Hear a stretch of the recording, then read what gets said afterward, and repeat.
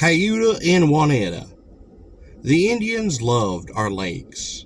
They had eyes for their beauty, and to them they were abodes of the gracious spirits. They used to say of Oneida Lake that when the Great Spirit did form the world, his smile rested upon its waters, and Frenchman's Island rose to greet it. He laughed, and Lotus Island came up to listen. So they built lodges upon their shores, and did skim their waters in canoe. Much of their history does relate to them, and this is a tale of the Sancas that was revived a few years ago by the discovery of a deerskin near Lake Waneta in Kayuta, New York, on which some facts of the history were then rudely drawn, for all Indians are clever artists. Waneta, daughter of a chief, had plighted her troth to Kayuta, a hunter of a neighboring tribe, with which her people were then at war.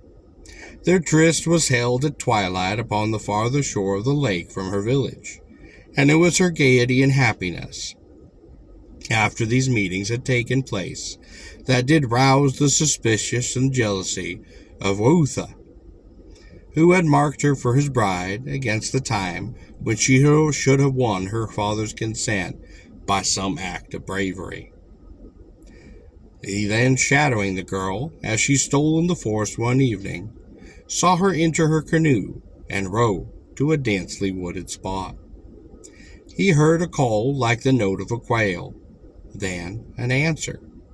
Then Kayuta emerged upon the shore, lifted the maiden from her little bark, and the twain sat down beside the water to listen to the lap of its waves and to watch the stars come out. Himself then hurrying back to camp, the spy reported that an enemy was near, and although Waneta had regained her wigwam by another route before the company of warriors had reached the lake, Kayuta was seen, pursued, and only escaped with much difficulty. Next evening, not knowing what had happened after her homeward departure upon the previous night, for the braves did deem it best to keep the knowledge of their military operation from the women, the girl crept away to the lake again and did row to the accustomed place. But while waiting for that quail call, a twig dropped upon the water beside her, and with quick instinct that civilization was spoiled, she realized this to be a warning. She did remain perfectly still.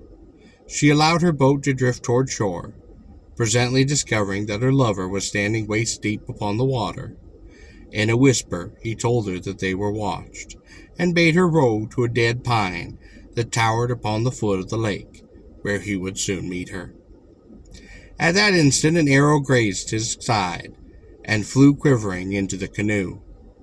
Pushing the boat upon its course, and telling her to hasten, Kayuta sprang ashore. He then sounded the war-whoop, and as Wayatha rose into sight, he clove his skull with a tomahawk.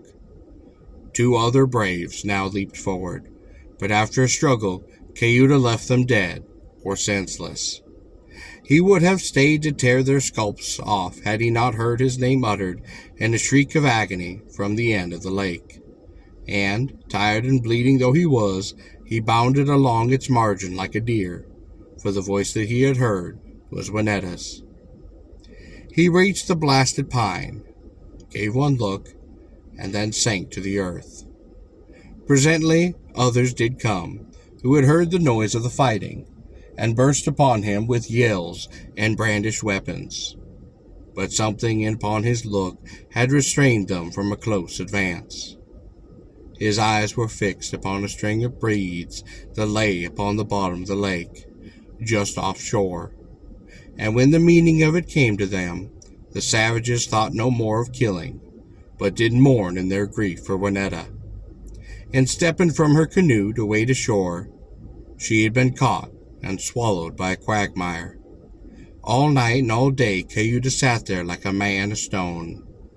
Then, just as the hour fell, when he was used to be meeting his love, his heart did break, and he did join her upon their spirited land.